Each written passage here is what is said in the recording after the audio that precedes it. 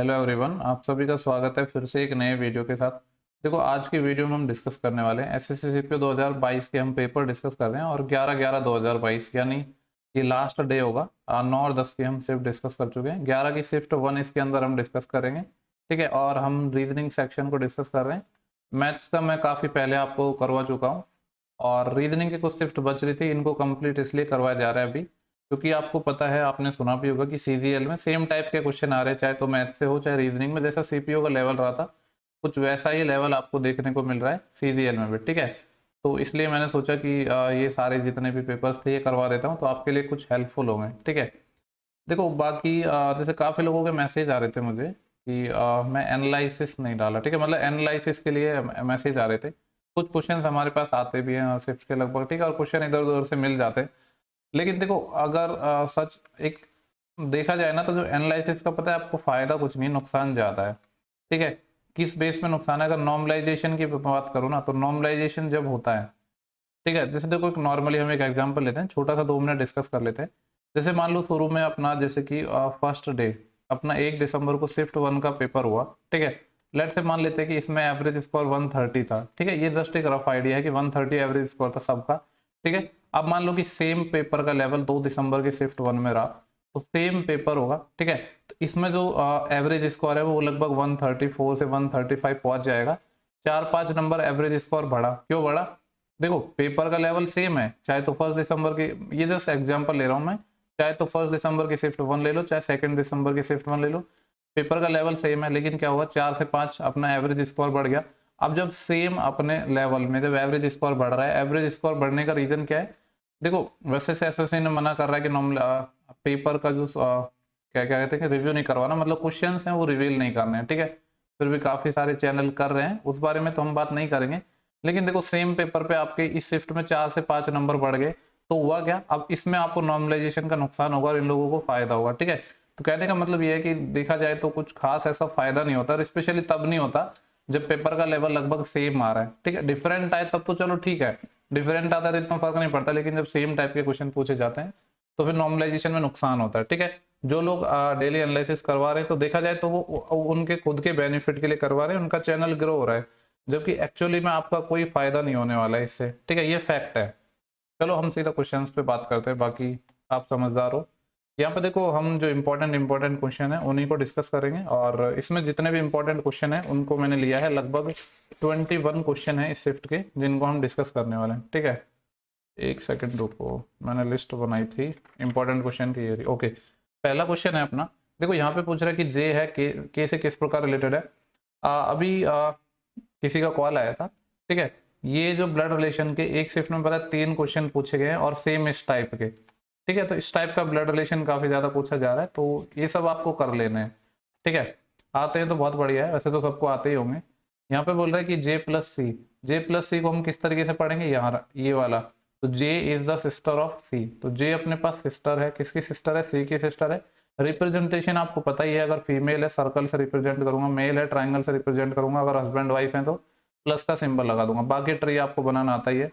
तो जे प्लस सी हो गया। देन अपना है फिर सी क्रॉस के या सी स्टार के कह सकते हैं, तो सी स्टार के को हम पढ़ेंगे सी इज द मदर ऑफ के। सी है वो मदर है, किसकी मदर है? के की मदर है, तो के यहाँ पे नीचे आ जाएगा। ठीक है, ये दोनों सिस्टर्स हैं।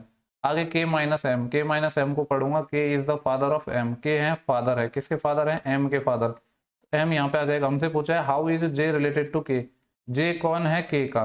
ठीक है, तो जे कौन होगा के का? देखो जे अपना यहाँ यहाँ पे है और के कहाँ पे है? यहाँ पे। तो ये के की कौन है? के की मदर हो गई, और ये कौन होगी? मदर की सिस्टर होगी, तो कौन हो गई? मैटरनल आंट हो गई। ठीक है, तो ये ऑप्शन नंबर सेकंड हो जाएगा अपना। बाकी ब्रदर सिस्टर मदर है नहीं। ठीक है, नेक्स्ट क्वेश्चन पर हम चलते हैं, और इसके बाद क्वेश्चन जो भी इंपॉर्टेंट है सिर्फ हम उन्हीं को डिस्कस करेंगे, जो ज़्यादा इजी क्वेश्चन है उनको मैंने इस वीडियो में नहीं लिया है।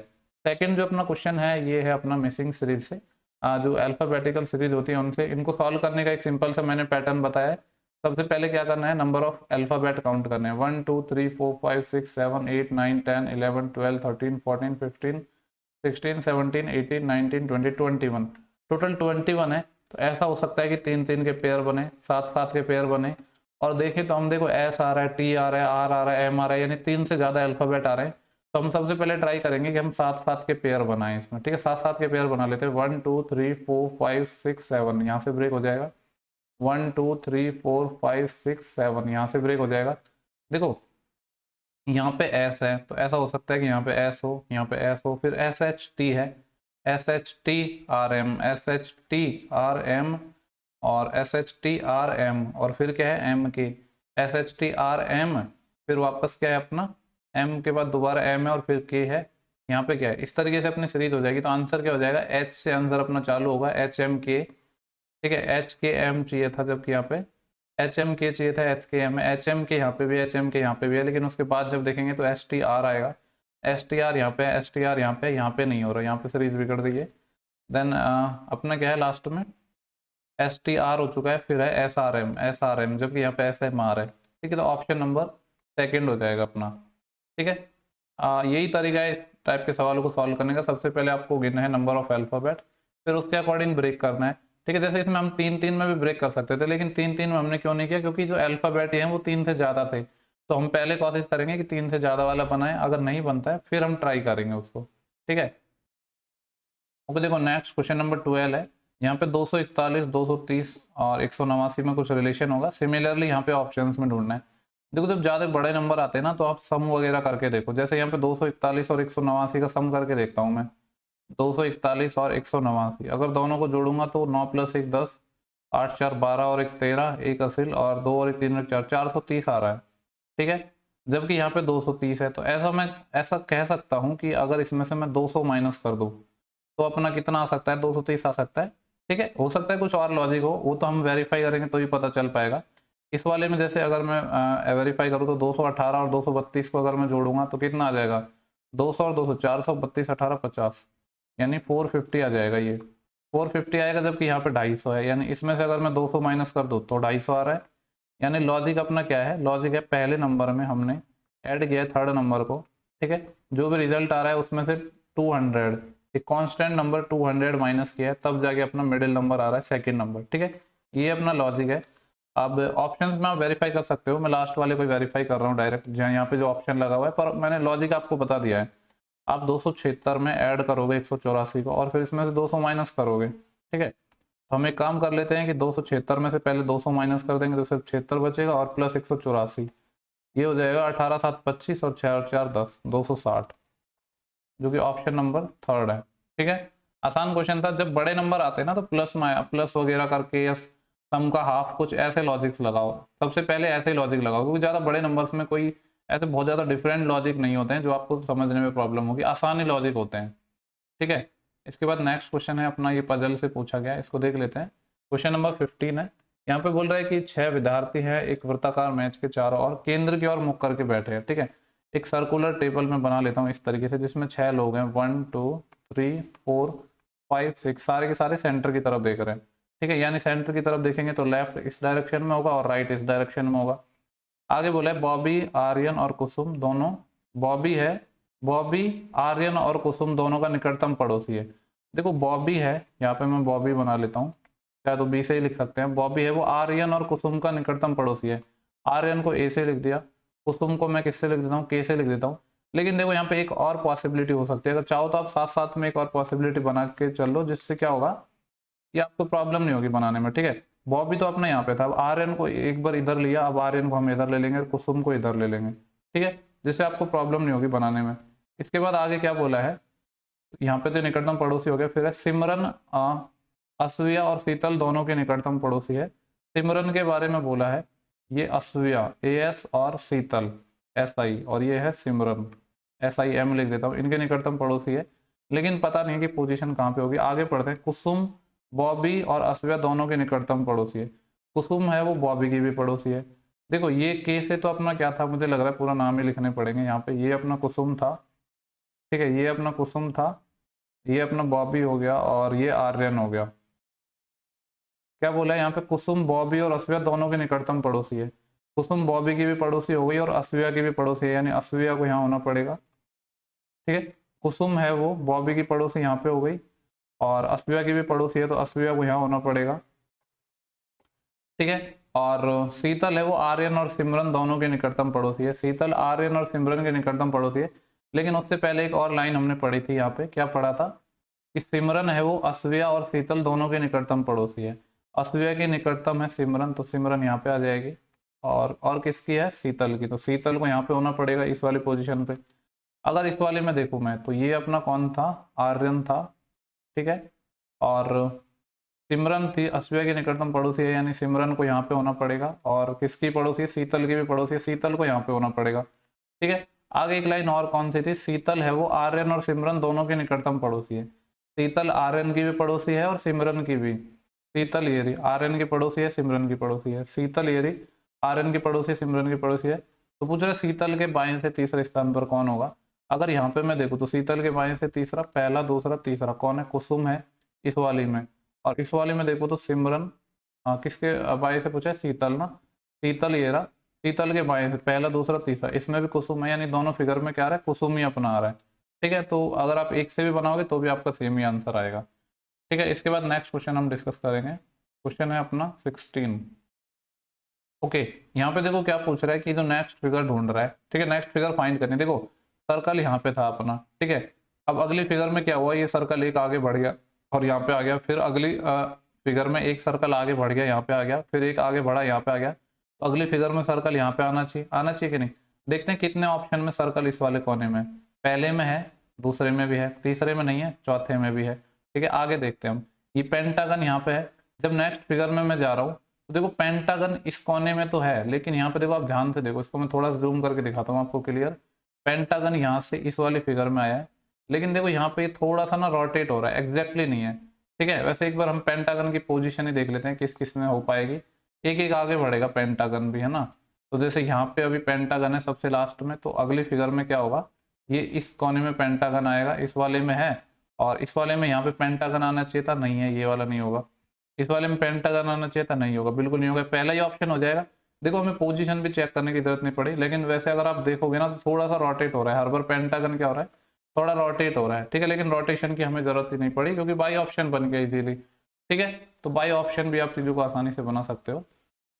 ओके, नेक्स्ट क्वेश्चन अपना कैलेंडर का है, बोल रहा है कि 31 जनवरी 2022 को क्या था अपना, मंडे है। तो हमसे पूछ रहा है कि 100 साल पहले से सेम डेट को क्या होगा, यानी हमसे पूछ रहा है 31 जनवरी और 2022 में से 100 माइनस करेंगे तो 1922 को कौन सा डे था, ये पूछ रहा है। देखो इसको सॉल्व करने के बहुत सारे तरीके हो सकते हैं। चाहो तो आप ये निकाल लो कि ये 31 जनवरी 2022 को क्या डेट था, क्या डे था। अगर सेम था तो उसी के अकॉर्डिंग इसका निकाल सकते हैं, बहुत सारे तरीके हो सकते हैं। चलो मैं उसी तरीके से बता देता हूँ कि हम पहले डे निकालेंगे कि 31 जनवरी 2022 को एग्जैक्ट मंडे था या नहीं था। तो देखो अब इसको आपको जैसे आपको जो तरीका आता है ना वैसे कर सकते हो, मैं बता देता हूँ जिस तरीके से मैं करता हूँ। यहाँ पे क्या करते हैं, 2022 को हम तोड़ते हैं, किस तरीके से ब्रेक करेंगे, 2000 प्लस, ठीक है, 21। प्रेजेंट ईयर में हम चल रहे होते हैं, 22 में तो एक कम साल लेते हैं 21, 2000 में तो ये 400 का मल्टीपल होता है, कोई और डे होता ही नहीं है, ठीक है। 21 में आपको पता हर एक साल में एक और डे होता है, तो 21 साल में 21 हो जाएंगे, लेकिन इसमें लीप ईयर भी आए। लीप ईयर कितने आए, 21 साल में कितने लीप ईयर आ जाएंगे, 4, 8, 12, 16, 20, यानी 4, 5, 20, 5 लीप ईयर आ जाएंगे। यानी मैं कह सकता हूँ 26 ऑड डे आएंगे अपने, ठीक है। तो 26 को अगर आप 7 से भाग दोगे तो 7 या 21, यानी मैं कह सकता हूँ 5 ऑड डे आए अपने यहाँ पे, तो ठीक है। ये तो आ गए अपने ईयर में। अब हम मंथ में और बात करेंगे। अब 31 का महीना है जनवरी, 3 से आप भाग दोगे तो कितने टाइम, सॉरी 7 से, 7 चौके 28, 3 ऑड डे यहाँ से आएंगे, 5 यहाँ से, 3 यहाँ से, टोटल 8 ऑड डे आए। 8 को आप किस तरीके से 7 का भाग देके एक ऑड डे लिख सकते हो। और आपको पता है 0 का कॉर्ड संडे होता है, 1 का मंडे, 2 का ट्यूसडे, इसी तरीके से चलता है। तो 1 का कॉर्ड मंडे होता है और मंडे ही एग्जैक्ट है, यानी मैं ये कह सकता हूँ कि 31 जनवरी 2022 को मंडे ही था और मंडे ही गिवन है। तो अब आप निकाल लो 31 जनवरी 1922 को क्या होगा। तो अब 1922 को तोड़ेंगे किस तरीके से, 1600 प्लस 300 प्लस 22, 22 से एक कम साल लेते हैं। मैंने बोला कि प्रेजेंट ईयर में चल रहे होते हैं तो कम लेते हैं। अब लेकिन इसके लिए देखो आपको ये पता होना चाहिए कि जो 1600 में तो जीरो हो जाएंगे, क्योंकि 400 के मल्टीपल वाले जो सेंचुरी ईयर होते हैं उनमें 400 के मल्टीपल देखते हैं ऑड डे में। अब 300 में देखो आपको पता होना चाहिए 100 साल में अपने 5 ऑड डे होते हैं, और अगर 200 साल की बात करूँ तो मैं 3 ऑड डे होते हैं, 300 साल की बात करूँ तो 1, और फिर 400 में 0। इस तरीके से अपनी चीज़ें चलती हैं। तो 300 साल में कितने ऑड डे होते हैं, अपना 1 ऑड डे होता है, प्लस 21 तो अपने ये नॉर्मल थे ईयर, लेकिन 21 में कुछ लीप ईयर और ऐड हो गए। कितने लीप ईयर है 21 साल में, कितने लीप ईयर हो जाएंगे, 5, और 1 तो यहाँ से, और 21 और 5 26 यहाँ से, टोटल 27 हो जाएंगे। 27 को अगर मैं भाग दूँ किससे, देखो 27 को अगर मैं 7 से भाग दूं तो 7 या 21, 6 आएंगे, 6 और डे तो यहाँ से आए, और सेम 31 जनवरी में निकालना है तो आपको पता है 7 चौक 28, 3 और डे यहाँ से आ जाएंगे, तो 3 तो ये वाला, 6 ये वाला, 3 + 6 मतलब 9, और 9 को मैं 7 से भाग दे के क्या लिख सकता हूँ 2, 1 का मतलब मंडे होता है और 2 का मतलब होता है ट्यूसडे, तो इस डे को जो वार होगा वो क्या होगा, ट्यूसडे होगा, मंगलवार होगा। ठीक है, जिस तरीके से आपको आता है वैसे नॉर्मली कर सकते हो, वैसे तो इसको मैं बहुत आसान तरीके से भी कर सकता था, पर अब डिपेंड करता है कि आपने कैसे पढ़ा हुआ है इसको। ठीक है, तो जिस तरीके से आपको आता है आप उस तरीके से कर सकते हो, कहने का मतलब ये है। इसके बाद जो नेक्स्ट क्वेश्चन है, क्योंकि देखो जो तरीका आपको आता है ना उसकी आपने काफ़ी ज़्यादा प्रैक्टिस की हुई होगी। ठीक है, नेक्स्ट अपना क्वेश्चन कोडिंग रिकॉर्डिंग से है। यहाँ पे बोला है कि ड्राफ्ट, DRAFT, ड्राफ्ट, ड्राफ्ट को किस तरीके से लिखा जाता है, GUD और IW। ठीक है, सिंपली समझ आ रहा है, 4 से 7 हो रहा है +3, 18 से 21, 1 से 4 और 6 से 9, यानी सब में जब नीचे की तरफ आ रहे हैं तो +3 हो रहा है, और इसी तरीके से यहाँ पे हो रहा है। डायरेक्ट हम कॉर्ड लिखते हैं मेजर का, 13 + 3 16, यानी P से आंसर चालू होगा। पहला ऑप्शन नहीं हो सकता, तो तीसरा भी नहीं हो सकता, चौथा भी नहीं हो सकता, सिर्फ एक ही ऑप्शन है, बाकी कुछ चेक करने की जरूरत नहीं है। तो देखो ऑप्शन से कितनी आसानी से अपनी चीजें बन जाती है। ठीक है, इसके बाद नेक्स्ट क्वेश्चन है 25 सीरीज का क्वेश्चन है, इसको डिस्कस कर लेते हैं। सीरीज इस तरीके से अपने पहले 131 है, देन इसके बाद 1179 है, फिर अपना 1171 है, फिर क्वेश्चन मार्क है, फिर 8191 है। देखो यहाँ पे आपको सीरीज को देख के ना कुछ तो लॉजिक समझ आ रहा होगा। पहले क्या हो रहा है, सीरीज कुछ बढ़ रही है, फिर क्या हो रहा है, काफी घट रही है, तो यानी कहीं ना कहीं एक तो कुछ मल्टीप्लाई का लॉजिक लगेगा और एक प्लस का लगेगा। ठीक है, जैसे अगर मैं यहाँ से यहाँ पे देखता हूँ तो क्या हो रहा है, 1179 से 1171 आ रहा है, यानी -8 हो रहा है, हो रहा है कि नहीं। आगे देखते हैं कि क्या लॉजिक होगा, नहीं पता है ना यहाँ पे पता, लेकिन इनिशियल में तो पता सकते हैं ना कि यहाँ से यहाँ पे क्या हो रहा है। ठीक है, अगर मैं यहाँ से देखो मल्टीप्लाई देखूँ तो आपको पता है ये समथिंग 130 मान लो इसको, तो 13 अंठे होते हैं 104, 13 नमा 117, इसका 9 टाइम होगा। 131 का अगर आप 9 टाइम करते हो, 9 एकम 9 और 9 तिया 27, 2 असिल, 9 एकम 9 और 2 11, 1179, यानी 9 गुना हो रहा है। समझ आ रहा है आपको, 9 गुना हो रहा है, फिर -8, अब वापस मल्टीप्लाई होगा, 9 8 अब 7, 7 से मल्टीप्लाई होगा, 7 एकम 7, 7 7 49, 4 असिल, 7 एकम 7 और 4 11, 1 असिल, और 7 एकम 7 और 1 8, 8197 ऑप्शन नंबर सेकंड है। फिर आगे क्या होगा, ये 6 माइनस भी है, आप देख भी सकते हो 8197 में से 6 माइनस हो रहा है। ठीक है, तो इस टाइप के लॉजिक भी आजकल पूछे जा रहे हैं, ध्यान रखना। सिंपल है वैसे तो, नंबर्स को देख के ही आपको लॉजिक समझ आ जाएंगे। इस टाइप के क्वेश्चंस को मैंने इसलिए लिया है क्योंकि काफ़ी लोगों को इसमें टाइम लगता है। ठीक है, मैंने हमेशा आपसे एक चीज़ बोली है, इस टाइप के क्वेश्चन जब भी करवाए हैं, आपको क्या देखना है, आपको ये देखना है कि सबसे पहले आप फोकस करो डिवाइड वाले जितने भी है ना उन पे। यहाँ बोले कि किन दो सिंबल्स को इंटरचेंज करें कि इक्वेशन सेटिस्फाई हो जाए।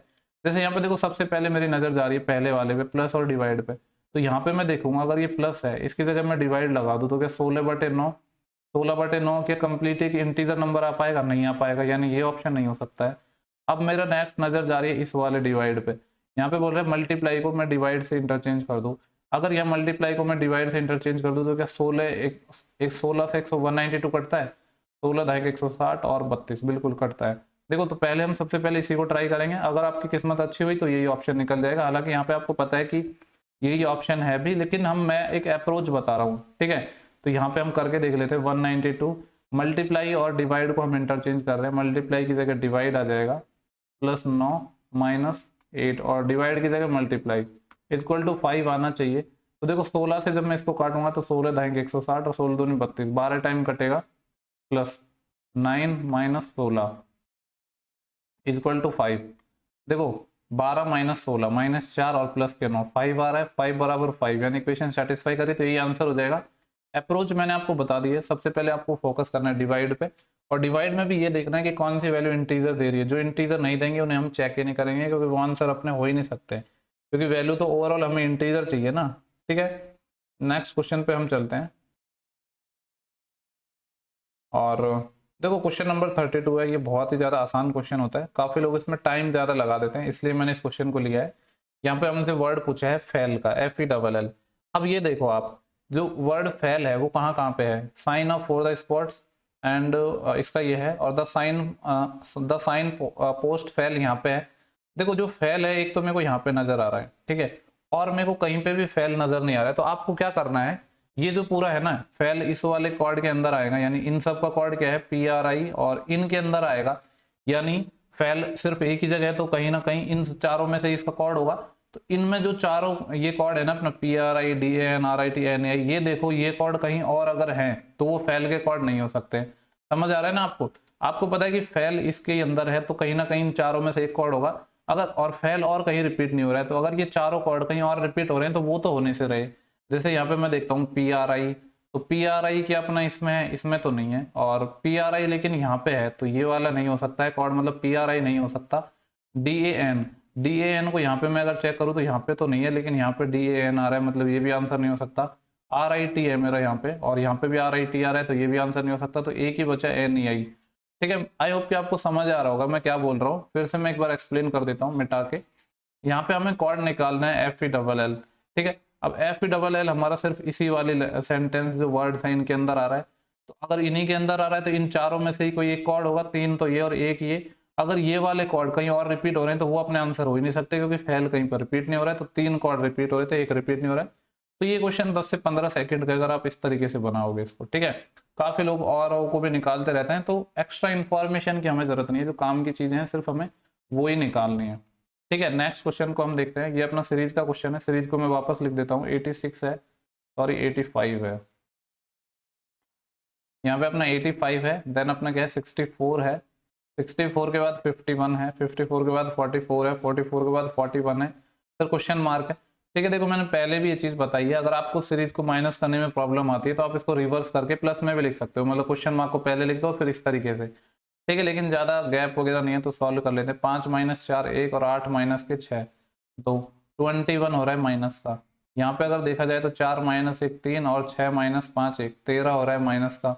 यहाँ पे क्या हो रहा है 51 से 44, तो मैं ये कह सकता हूँ कि कितना है ये 6 7 7 हो रहा है माइनस का। यहाँ पे क्या हो रहा है 44 से 41, यानी 3 माइनस हो रहा है। आगे क्या होगा नहीं पता है, और देखते हैं गैप। ठीक है, अब यहाँ पे एक तरीके से आप ऐसे करोगे साइन को भूल जाओ, तो इन दोनों में गैप कितने का आएगा 13 और 21, 8 का गैप है। इन दोनों में कितने का गैप है 6 का गैप है। इन दोनों में कितने का गैप है 4 का गैप है। आगे 8 6 4 2, 2 का गैप है। ठीक है, तो यहाँ कहीं ना कहीं हम ऐसे कह सकते हैं कि यहाँ पे 2 का गैप आएगा, यानी ये क्या होगा अपना 8 6 4 2 है ना, और 2 का गैप है यानी 3 - 2 1 होगा ये, और 41 - 1 40। ठीक है, देखो यहाँ पे हमने क्या किया, चाहे तो आप सिंबल भी ले सकते हैं, जैसे कि यहाँ -13 प्लस करेंगे 21, पर थोड़ी देर के लिए आप साइन भूल जाओ तो यहाँ पे देखो 8 का गैप हो रहा है 21 में से, 21 - 13 8, 13 - 7 6, 7 - 3 4, तो 3 में से यहाँ क्या नंबर माइनस करें कि 2 आ जाए, तो 1 माइनस करना पड़ेगा।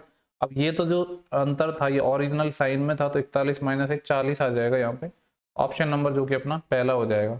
ठीक है, इसके बाद नेक्स्ट क्वेश्चन हम डिस्कस करेंगे 34। देखो ये इस टाइप के क्वेश्चन है ना, आपको सीजीएल के सारे सेट्स में देखने को मिलेंगे, तो ये आपके लिए काफी इंपॉर्टेंट रहेंगे।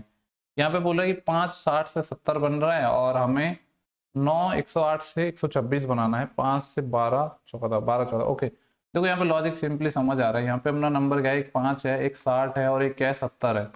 अगर 5 से मैं 12 को मल्टीप्लाई करूँ तो अपना क्या आ जाएगा 60 आ जाएगा, और यहाँ पे क्या था 70 था ना, और 5 को अगर मैं 14 से मल्टीप्लाई करूँ तो 70 आ रहा है।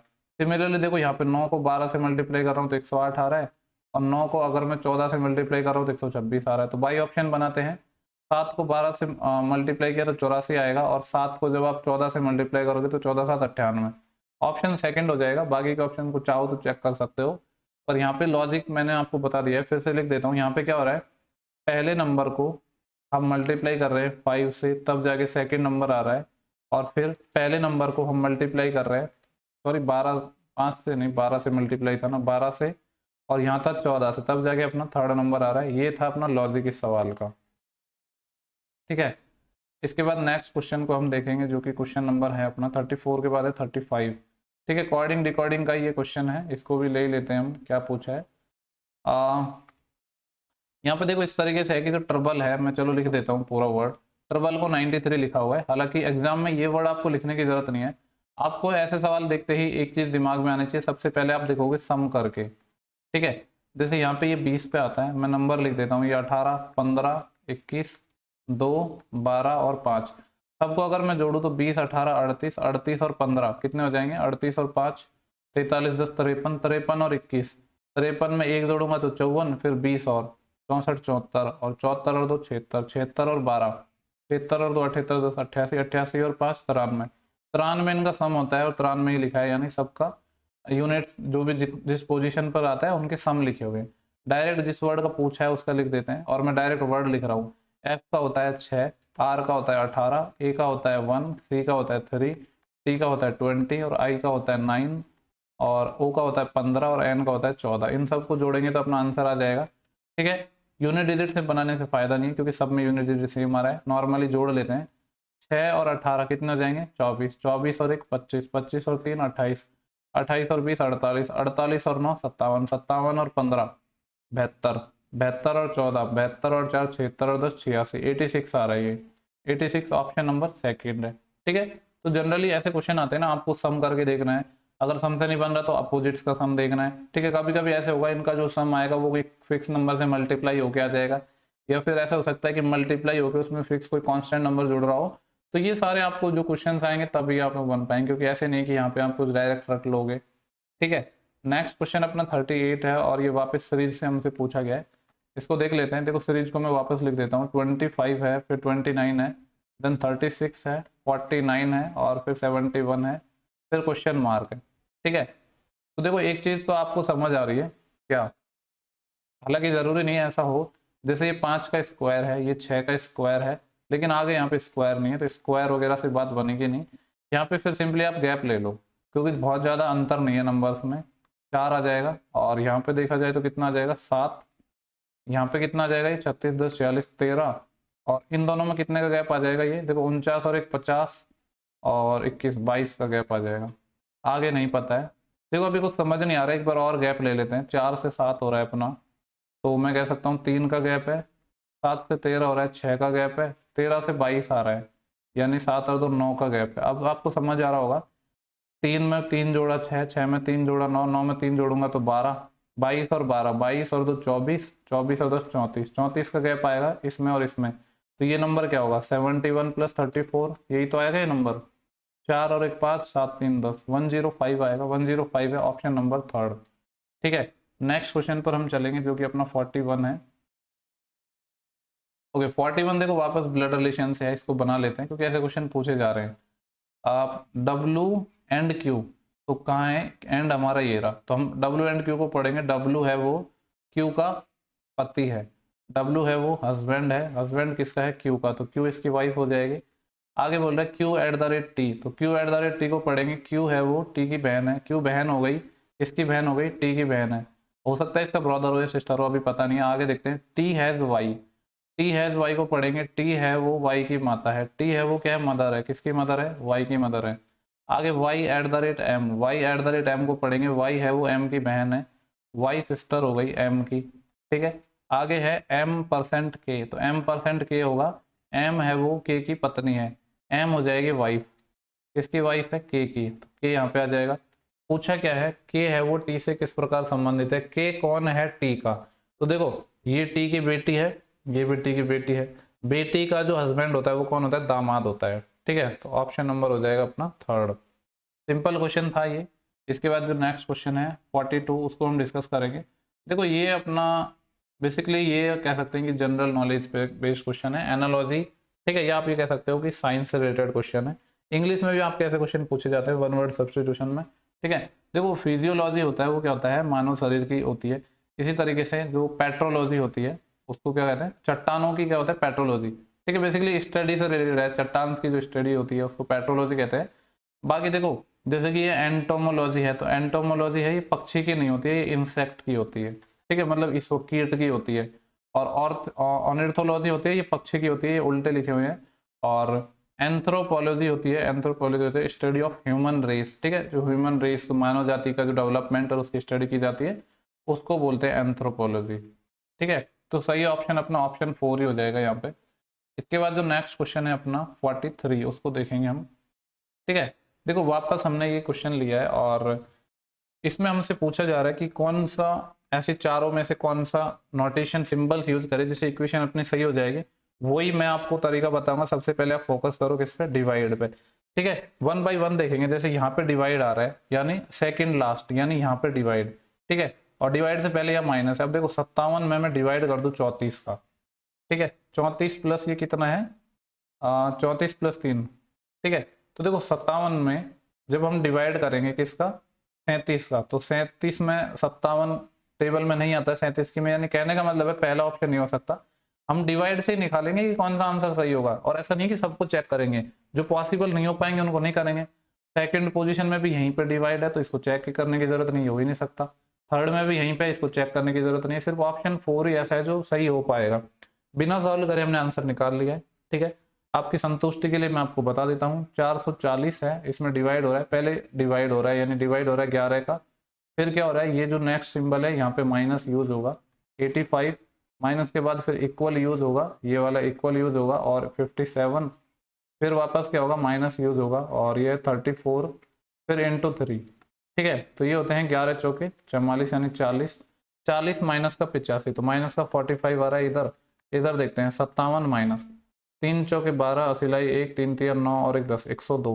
तो देखो ये कितने बच जाएंगे 57 और 3 60 और 45 माइनस 45, दोनों इक्वेशन इक्वल आ गई, ठीक है। लेकिन आपको फोकस करना है डिवाइड पर, डिवाइड से ही आपको सॉल्व करना है। जो ऑप्शन पॉसिबल नहीं हो पाएंगे उनको सॉल्व करने की जरूरत नहीं है, जैसे यहाँ पे बिना सॉल्व करे ही हमारा आंसर निकल गया था, ठीक है। तो ध्यान रखना है सबसे पहले आपको डिवाइड पे फोकस करना है। बाकी तो ये तरीका है कि आपको 1 बाई 1 चेक करो, पर उससे फिर आपको बहुत ज़्यादा टाइम वेस्ट हो सकता है, ठीक है। नेक्स्ट क्वेश्चन अपना 46 है, इसको देख लेते हैं। यहाँ पे भी हमें लॉजिक पूछा है कि जो पहले और दूसरे में जो लॉजिक है सिमिलर लॉजिक से कोई ऑप्शन होगा जो सेटिस्फाई होगा। तो देखो 82 75 से हमारा 66 आ रहा है, और ठीक है। अगर मैं यहाँ पे देखूँ, ठीक है, यहाँ पे लिखता हूँ इन नंबर को मैं वापस, 82 है, 75 है, 66 है। जैसा कि मैंने कल की वीडियो में भी कहा था, कभी कभी क्या होता है ना हम बहुत ज़्यादा सोच जाते हैं जबकि ज़रूरत नहीं होती है। 82 से अगर मैं 75 पे आता हूँ तो -7 हो रहा है, 75 से अगर मैं 66 पे आता हूँ तो कितना हो रहा है -9 हो रहा है। अगर सेम चीज़ मैं यहाँ पे देखूँ 69 से हमारा 62 हो रहा है, -7 हो रहा है। 62 से अपना 53 हो रहा है, कितना हो रहा है -9 हो रहा है, ठीक है। तो सिमिलर लॉजिक अपन को देखना होगा। अगर 49 में से मैं -7 करूँ तो 52 नहीं आएगा, बड़ा नंबर आ रहा है जबकि छोटा आना चाहिए था। 36 में से अगर मैं 7 माइनस करता हूँ तो कितना आता है 28 नहीं आता है, ये नहीं हो पाएगा। 61 में से अगर मैं 7 माइनस करूंगा बिल्कुल 54 आ रहा है, और 54 में से 9 माइनस करूंगा 45 आ रहा है, यही ऑप्शन हो जाएगा। बाकी को चेक करने की भी जरूरत नहीं है, ठीक है। तो कभी कभी ना ऐसे भी देख लिया करो कि फिक्स नंबर से प्लस या माइनस होकर नंबर्स बढ़ रहे होते हैं और हम कुछ और ही लॉजिक ढूंढने में लगे होते हैं, ठीक है। तो ऐसा आपको बिल्कुल नहीं करना है। इसके बाद ये अपना है लास्ट क्वेश्चन 48, और ये क्वेश्चन आपको बना के देखना है, ठीक है। ये आपको होमवर्क है, आपको बना के देखना है। बन जाता है तो बहुत अच्छा है, ठीक है। आंसर यहाँ पे दिया ही हुआ है तो आंसर को मैंने हाइड नहीं किया है, आप सिर्फ बना के देख लेना बनता है कि नहीं, ठीक है। वैसे तो देखो पजल्स की मैं बात करूँ तो अभी तो शायद सीजीएल की शिफ्टों में पजल इतनी ज़्यादा नहीं पूछी जा रही है, लेकिन पूछी जा सकती है क्योंकि आजकल पजल पूछी जा रही है एसएससी में, ठीक है। तो इस वीडियो में इतना ही था। बाकी अगर आपको सेशन पसंद आया है तो लोगों के साथ शेयर करें, लाइक ज़रूर करें सेशन को, ठीक है। पीडीएफ टेलीग्राम चैनल पर मिल जाएगी, सारे अपडेट भी आपको वहीं मिलते रहते हैं, तो टेलीग्राम चैनल जरूर ज्वाइन कर लो, ठीक है। मिलते हैं नेक्स्ट वीडियो में जल्दी, तब तक के लिए bye bye, thank you for watching, have a good day.